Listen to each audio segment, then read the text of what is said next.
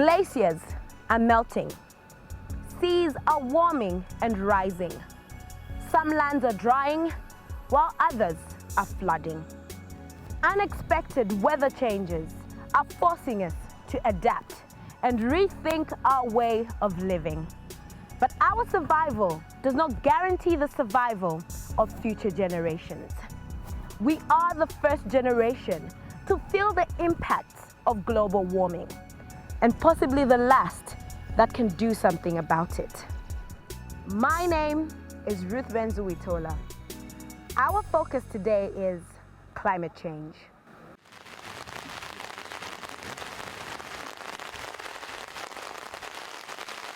Climate change is one of the greatest challenges humanity is facing. It is predicted to become the biggest single driver of biodiversity loss over the next 50 years. Often, climate change and global warming are used interchangeably, but it is important to note that they are not the same thing. Global warming, it's a term used when the average temperatures over a certain period of time, there is an increase. Climate change, you're talking about the average changes in the various climatic factors, such as rainfall, they're talking about in terms of wind, temperature. So like in Africa or southern part, we say we have got a tropical climate, meaning that over the years, you have got a certain type of weather that is consistent. There may be a bit of changes here and there in daily, let's say rainfall patterns. It may have started maybe in October or maybe in November. But in terms of the climate, what we say that average, you say that your rainfall maybe starts in October. But over time, this may be changed. Maybe after 20 years or 30 years, you'll find there's a shift in the pattern. Now that shift in the pattern of climatic factors, that's what we call climate change. Most climate scientists agree that the main cause of current global warming trend is human expansion of the greenhouse effect. This is the warming that results when the atmosphere traps heat radiating from the Earth towards space.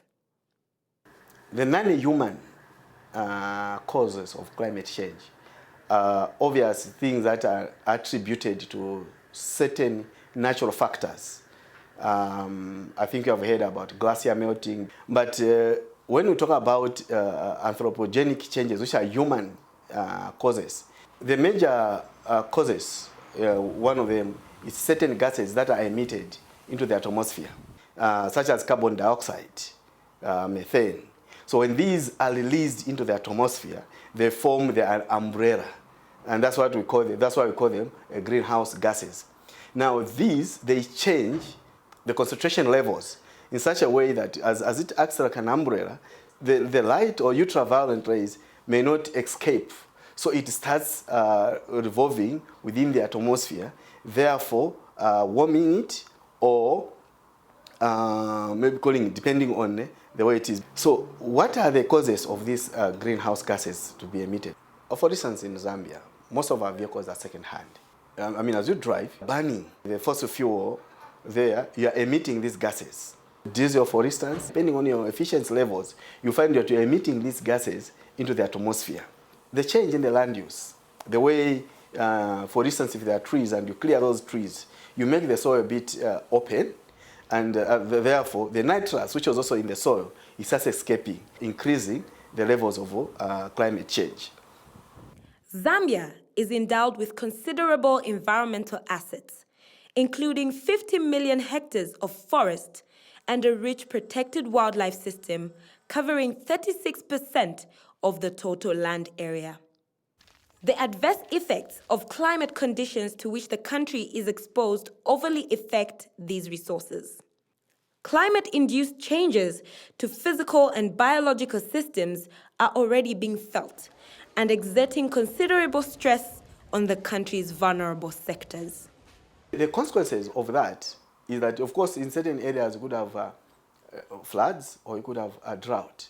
But with the effects of climate change, you'll find that the intensity and the frequency of these extreme events tend to increase. You discover that it has got an impact on the economic situation of the country. One, your food security.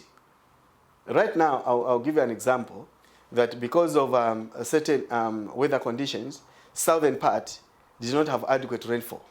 Therefore, they have less yield in terms of crops, and therefore, as a result of that, you may not have adequate food security. If you do not have adequate food security, you will need to find ways and means as a country in order to secure right quantities of food for the people. Secondly, because of these extreme events, your infrastructure that was not built with a lens of climate change, in other words, they were not climate proofed. That's the term that we use. You find that these are under threat. Bridges are being washed away. Why are the bridges being washed away? You'll find that when they are designing those bridges, for instance, and roads, they took into account the amount of rainfall that will pour, the river flow, in terms of what will be the currents, in terms of the water flow, to withstand the infrastructure, the bridges. But if the amount exceeds that, you'll find that now the infrastructure cannot withstand the pressure, the current of the water.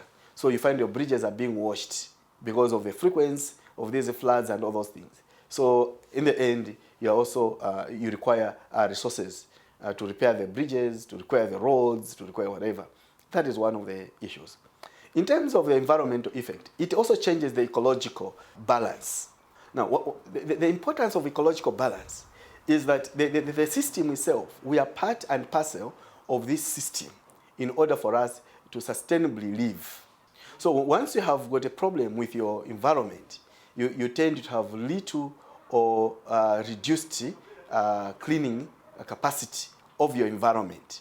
Your animals, you'll find that if you don't have adequate water in these national parks or game management areas, the wildlife also want to find places where you can get your water.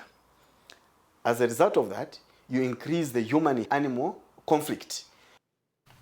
The agriculture sector provides livelihoods to 60% of Zambians and is dominated by small-scale farmers, most of whom are estimated to live in poverty. Most of the crop production is rain-fed, making food security vulnerable to climate variations. You have inadequate rainfall due to drought, or you have too much of it and therefore flooding.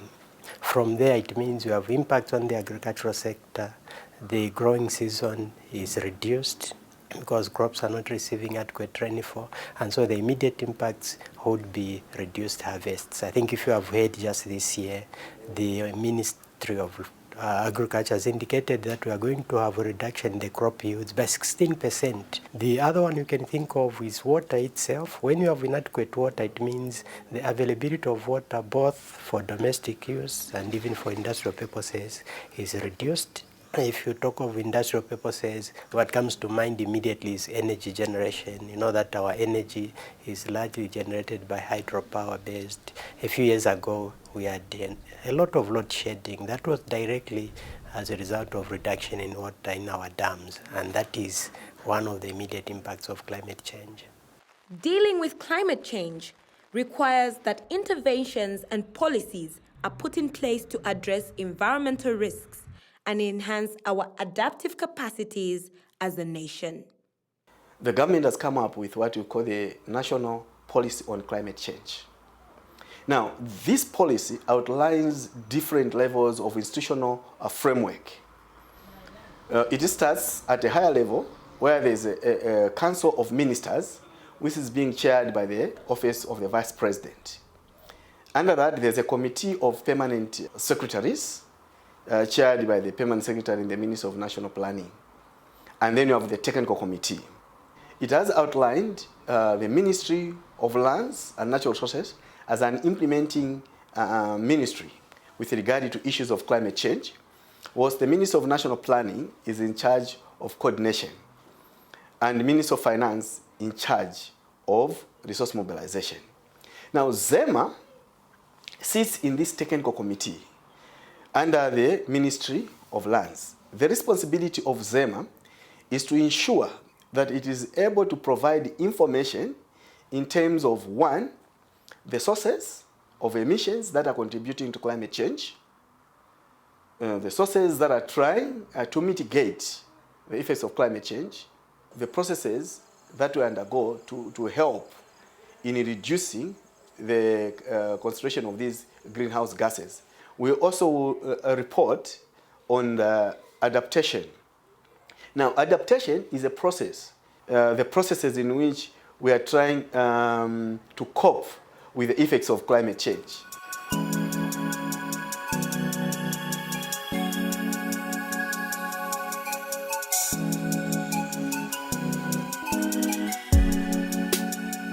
Strengthening climate resilience in the Kafue Sub-Basin project, SCRICA in short. It's one of the 2 flagship projects under the pilot program for climate resilient project in Zambia, PPCR, focusing on the Kafue Sub-Basin. So there are 3 components being implemented under the SCRICA project, which is under component 1, we have community-driven adaptation projects, whereby the communities themselves identified and came up with areas of interventions that are appropriate for their communities, which is a bottom-up approach. And so there we are implementing various community projects which are bordering on provision of access to water through solar-powered boreholes in these rural communities. Others would go for maybe goat rearing, where we support them with improved goat housing structures, which go with a hand pump, as well as the drinking trough and such interventions. Others would go for chicken run, piggery, and such kind of activities. So under component 1 also there's also support to the institutions in terms of climate mainstreaming in development plans at district level, going upwards, feeding into the National Development Plan. So the participating districts have been supported, trained, and currently they are mainstreaming their development plans. And this is facilitated through NGOs who implement mobilizing the communities on the ground. So that's the brief overview of component 1. Then there's component 2, which looks at improving infrastructure in terms of climate proofing. And under component 2, we have a huge project on the road, Climate Resilient Road, which is a pilot project to see how we can start climate proofing our roads as well, rural feeder roads, in the face of climate change, especially in such floodplains which are prone to floods.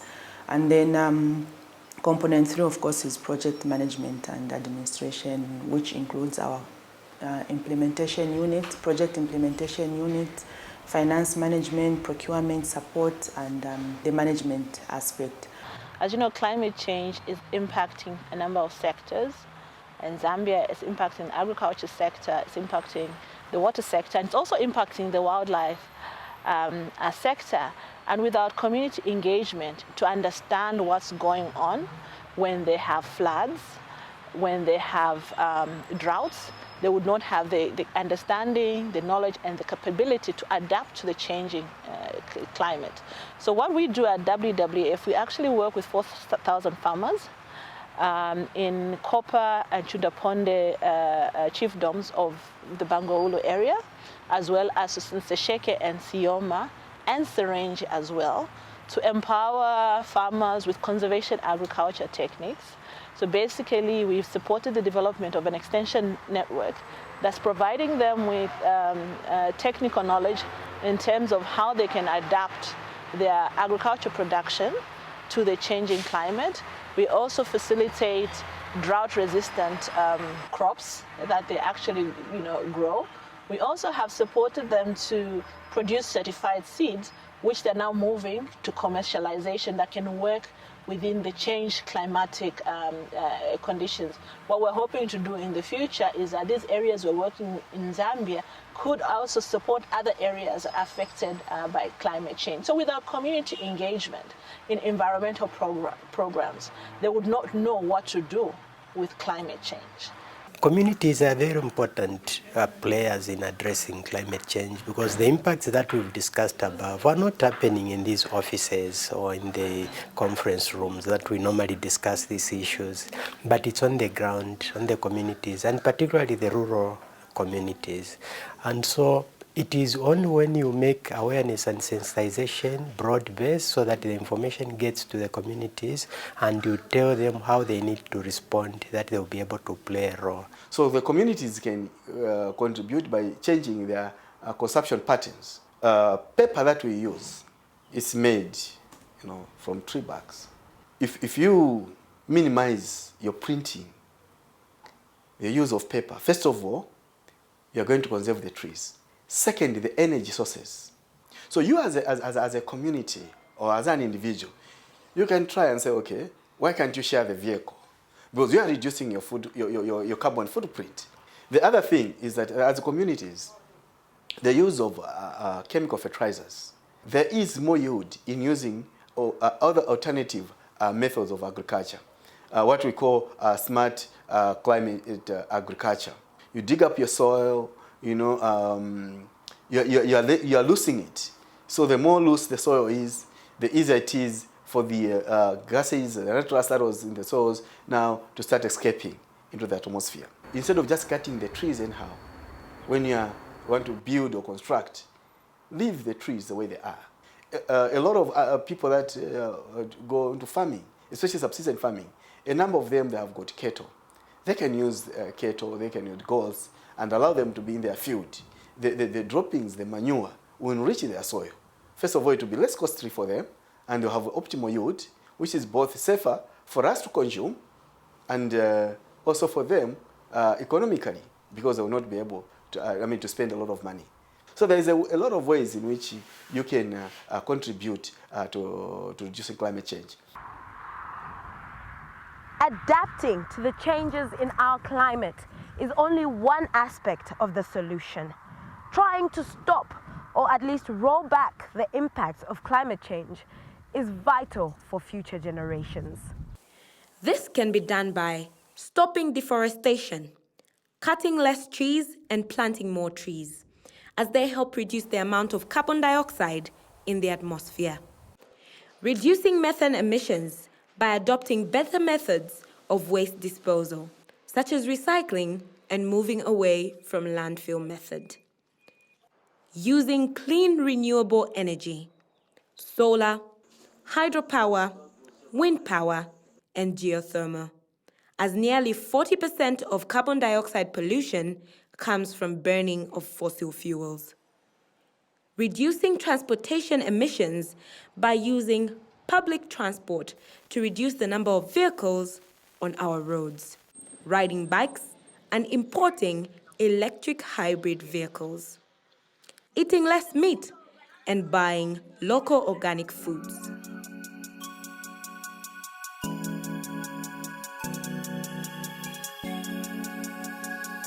Climate change knows no borders. Water and air have no borders. We have one earth and one atmosphere, and it is each and everyone's responsibility to protect it. This has been Our Environment, Our Future. Join us again on the next episode. I have been your presenter, Ruth Benzuwitola. See you next time.